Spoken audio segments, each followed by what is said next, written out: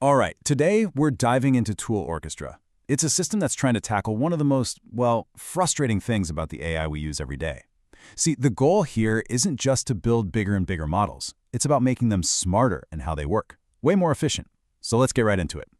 So, let's kick things off with a question that, if you've ever played around with AI, you've probably asked yourself.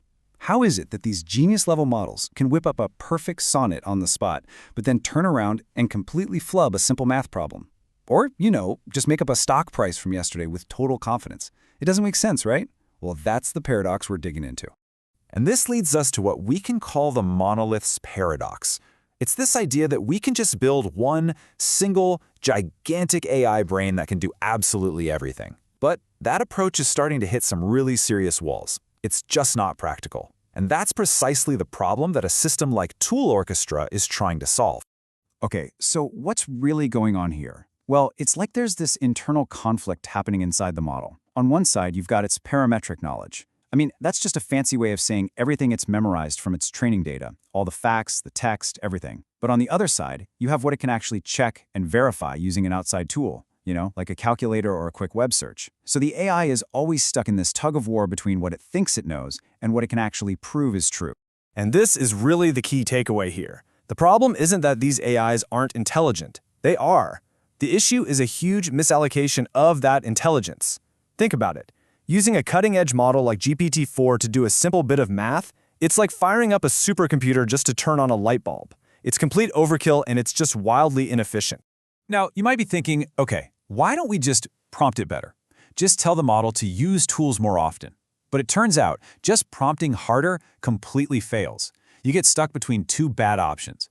On one hand, you have this self-enhancement bias. The model gets overconfident, trusts its own memory too much, and starts hallucinating, just making stuff up.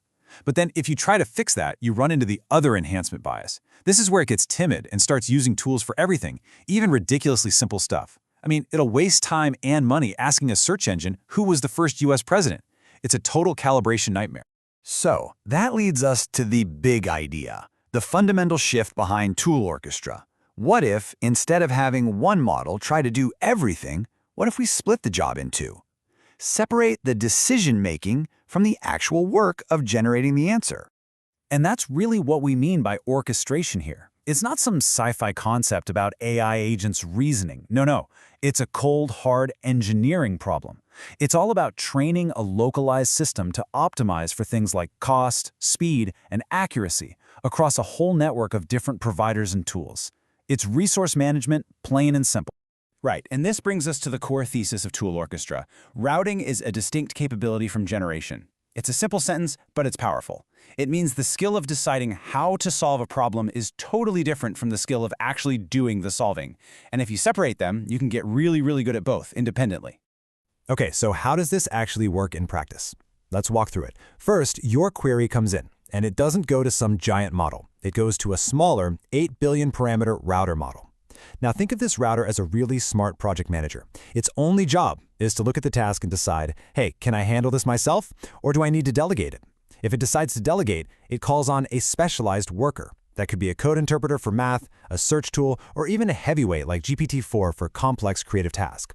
Once that specialist worker finishes its job, it sends the result back to the router, who then puts together the final answer for you. Simple, right? All right, that whole router worker flow sounds great in theory, but how on earth do you train a model to be a good project manager, to do this strategic dispatching, especially when, for most problems, there isn't just one single right way to do it? Well, that's where things get interesting, and that's where reinforcement learning enters the picture. So, here's the big technical hurdle. Normally when an AI learns, there's this backward flow of information. It sees the final result, and that feedback flows back through its network, adjusting the connections. But the second the model calls an outside tool, like a Python interpreter or a web search, that chain of learning is completely broken. It's like a black box. You can't see inside it to get that learning signal, what engineers call a gradient. The tool is outside the model's brain, so all the standard ways of training just stop working. And that's why the usual method, supervised fine-tuning, or SFT, just doesn't cut it here. SFT is really just a form of behavior cloning. You're forcing the model to memorize one specific path to the answer.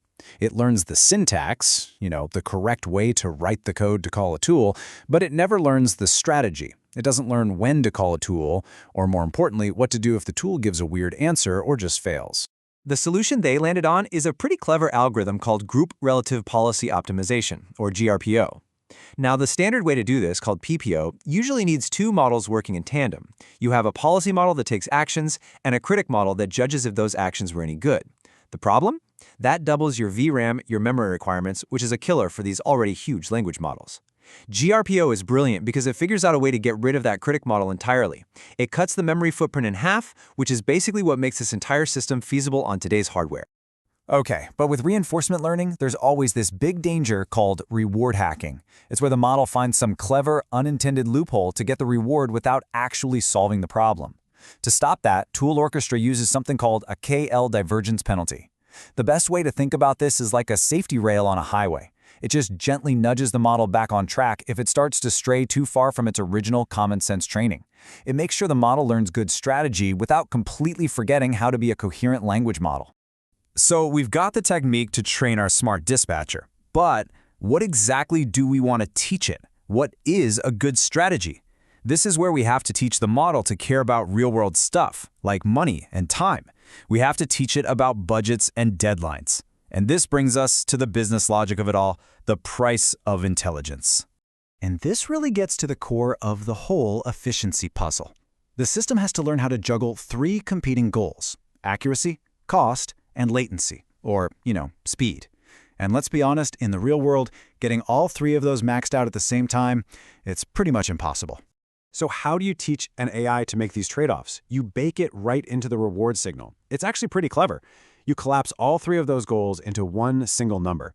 So first, the model gets a big point for getting the answer right. But then it gets penalized, it's like a tax, for every penny it spends and every second it takes. The model's only goal is to maximize that final score, which forces it to find the absolute most efficient way to get to the right answer. But you immediately run into a classic engineering problem, the scale mismatch. I mean, how do you add these things together? Accuracy is a number between 0 and 1, latency could be 10 seconds, cost is maybe a fraction of a penny. If you just add those numbers up, the biggest number is always going to win. The latency term will totally dominate the math, and the model will just learn to be super fast, even if it's wrong and expensive. The solution is a really neat statistical trick called batch normalization. What it does is it constantly rescales all the different parts of the reward, the cost, the latency, and puts them all on a level playing field with the accuracy score. In effect, it teaches the model the exchange rate. It learns exactly how many milliseconds of speed are worth trading for a tiny fraction of a cent in cost. It learns the trade-off. And what you get from all this is a model that learns to operate along something called a Pareto frontier. It's a really important concept. It means the AI understands there's no single best solution for every problem. There's just a whole range of optimal trade-offs. So it can choose to use cheaper, faster tools if a bit less accuracy is okay. Or it can decide, nope, this one is important. I need to call in the expensive frontier model to get the highest possible accuracy. And the path it chooses all depends on that reward structure we defined earlier. So let's pull back for a second and look at the big picture. What does all this mean for the future of AI? Well, it suggests we're moving away from this race to just build one single, unimaginably huge model. Instead, the future might be in these smarter, compound AI systems made up of lots of different specialized parts, all working together in concert. It's a totally different way of thinking about what an AI even is. And this might be the most important takeaway from this whole system. The key skill for that router model isn't to know the answer to everything. The most important thing is for it to know what it doesn't know. It's about recognizing the limits of its own knowledge. You could almost call it a kind of computational humility, and that turns out to be the absolute key to making the whole system efficient. Which kind of leaves us with a final big question to chew on. Is the future of AI really about building a single, all-knowing superbrain? Or is it about building a highly efficient team of specialists, all managed by a smart strategic coordinator? Well, ToolOrchestra certainly makes a very, very powerful case for the team.